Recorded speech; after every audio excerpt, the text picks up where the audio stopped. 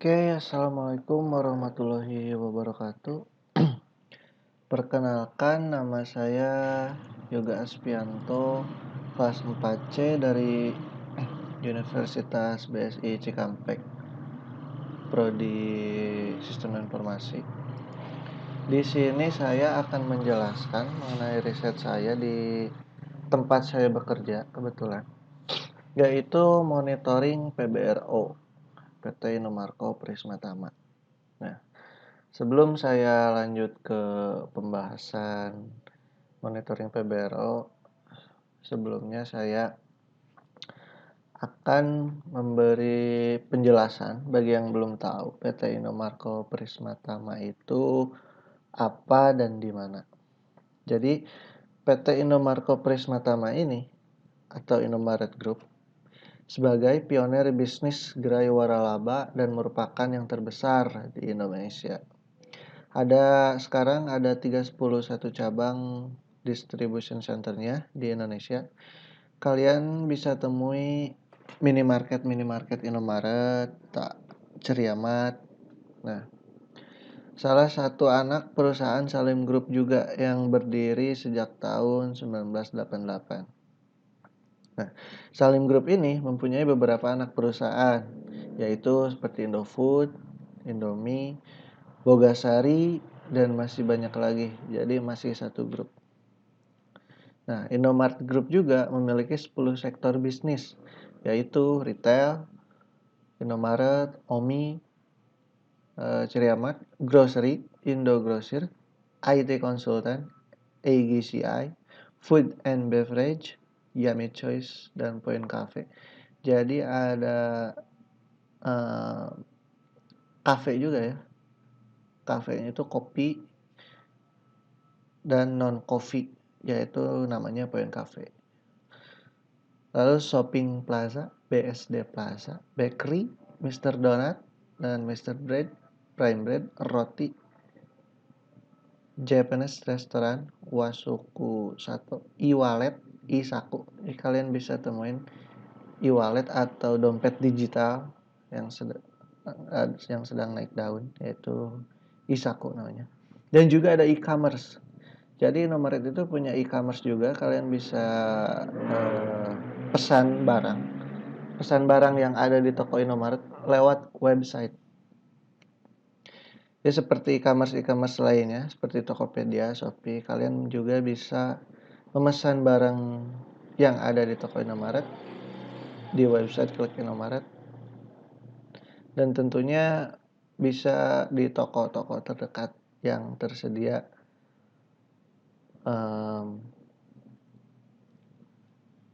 apkanya ya, antar pesan.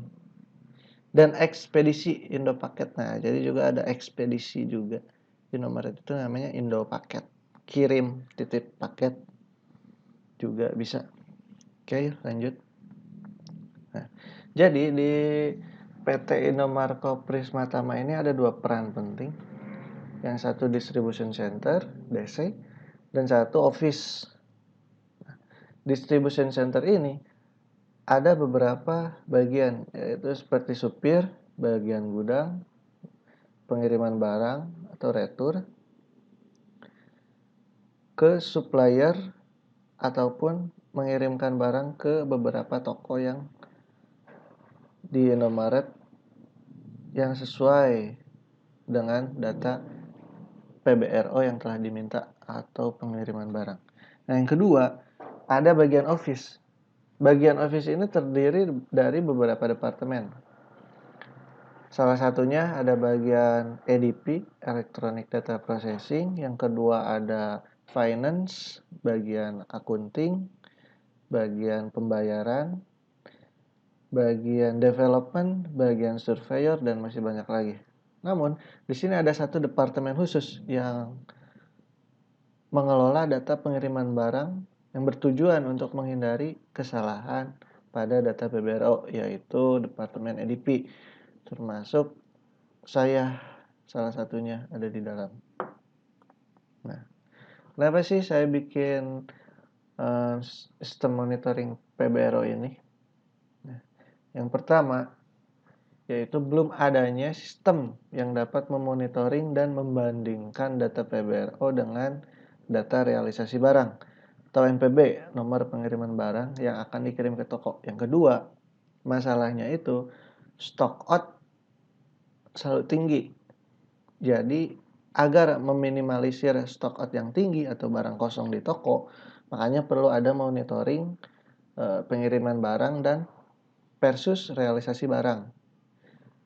Nah, berikut saya tampilkan infografis stock out-nya per item. 0 sampai 50 stock out di toko itu masih tergolong normal sampai 150. Ya, 151 sampai 300 lebih itu udah warning ya. Jadi barang yang kosongnya itu terlalu banyak sehingga bisa berpotensi untuk menurunkan sales di toko. Jadi toko itu tidak bisa berjualan dengan maksimal. Salah satunya.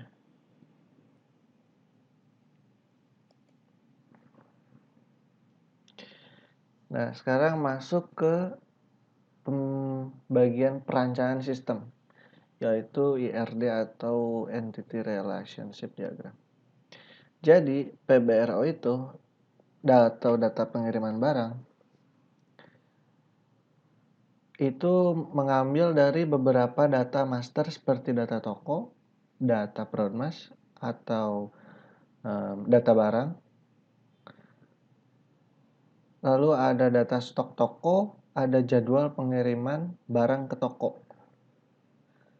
Lalu dari 4 data master tersebut, jadilah PBRO yang mengambil kuantiti dari stok toko tersebut.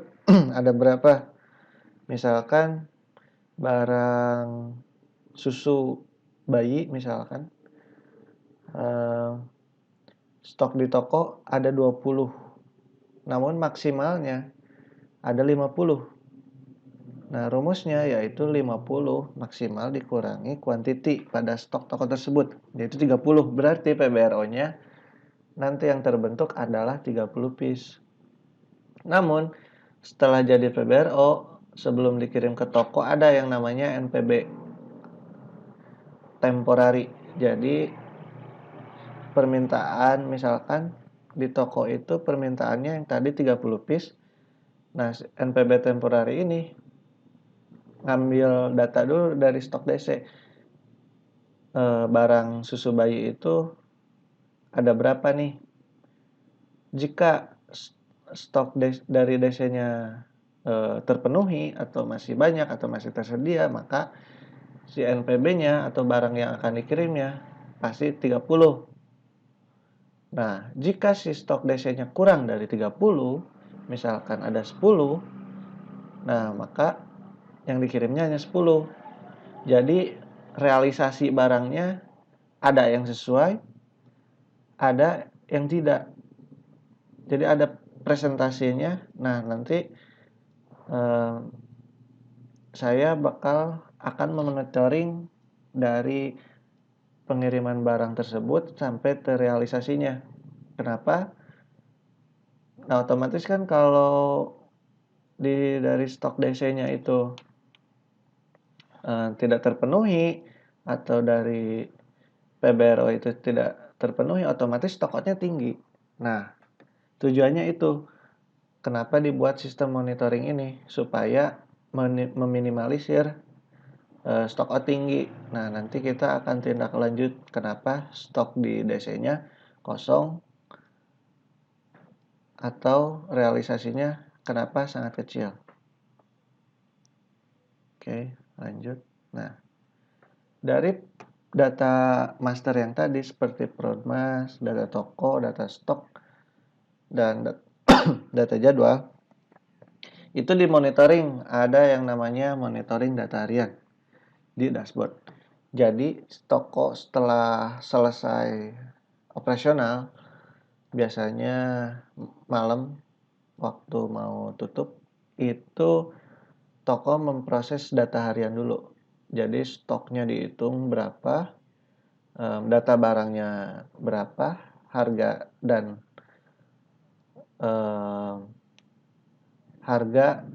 barangnya yang main pada saat itu, karena tiap hari itu di toko datanya berubah-ubah tergantung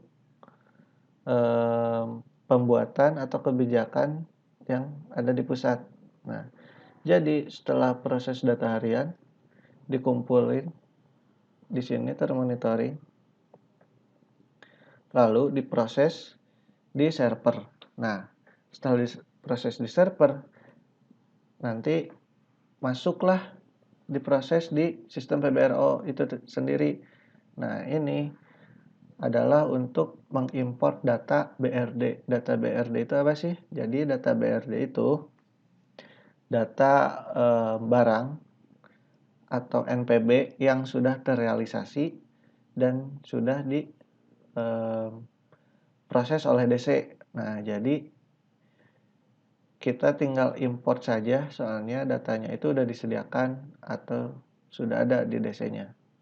Nah, jadi nanti setelah diimport masuk ke database yang NPB, yang PBRO datanya sudah ada saya sendiri yang menghandlenya. Jadi tinggal dibandingkan berapa permintaan barangnya dan berapa realisasi barangnya. Nah, di sini ada halaman login ya. Jadi dimasukkan dulu username dan password. Lalu masuk ke yang ke H34, yaitu monitoring PB NPB stock out. Nah, lalu di sini di-generate dulu. Jadi setelah diimport, lalu di-generate pada step 1 proses PBRO, NPB, STM sama POM, lalu proses laporan. Nah, jadi berikut tampilan laporannya. Ada nama toko, kode toko, stok out tanggal 1, misalkan yang T0Y9, stok out tanggal 1-nya ada 86 item, berarti itu masih kategori normal lah. Average-nya dari tanggal 1 sampai tanggal 5 yaitu 954. Kuantitinya berapa, NPB-nya berapa.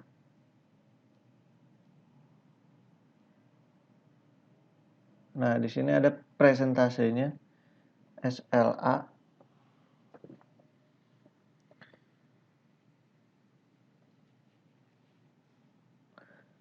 Oke, langsung aja demo program.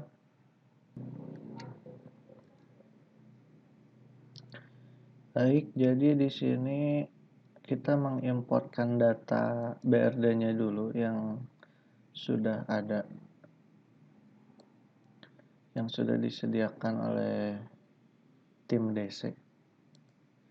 Kita search dulu. Nah, ini adalah BRD-nya atau data NPB yang sudah dikirim ke toko. Kita import.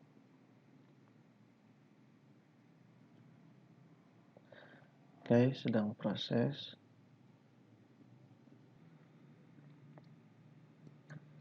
Setelah import, kita masuk ke websitenya. Nah, tampilan login, masukkan dulu password, username, login,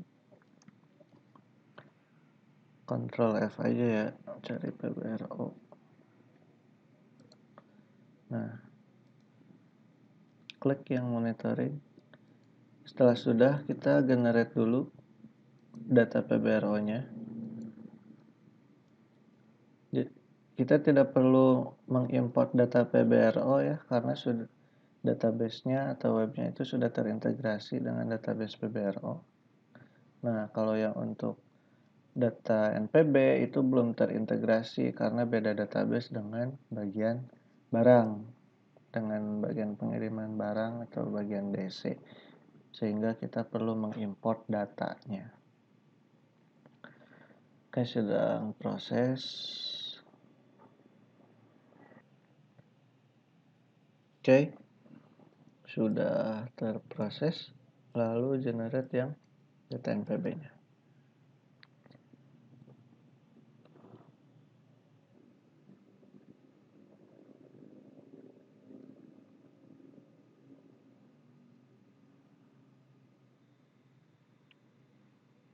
Oke, nah ini sudah selesai, tinggal generate laporannya.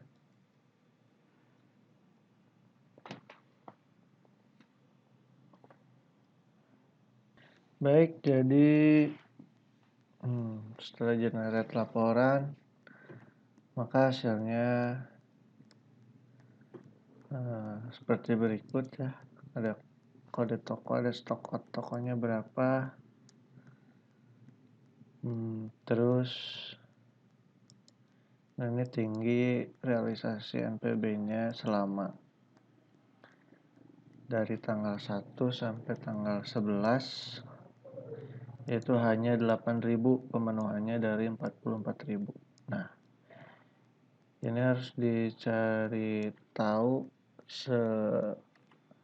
selanjutnya ya, karena stock out-nya tinggi, realisasinya hanya 19% dari permintaan. Udah banyak ke bawah.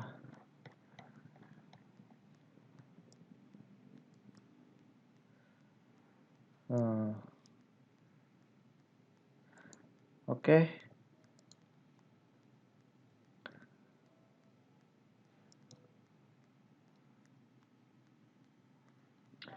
Jadi kesimpulannya, monitoring PBRO ini dapat memudahkan PIC terkait untuk membuat laporan hariannya.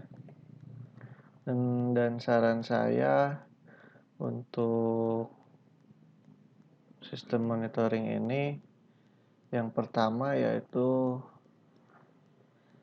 dapat mengintegrasikan atau menambahkan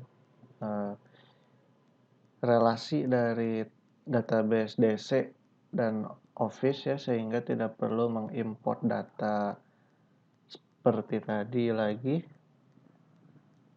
Jadi langsung terintegrasi. Oke, sekian dari saya. Terima kasih. Stay home. Waalaikumsalam warahmatullahi wabarakatuh.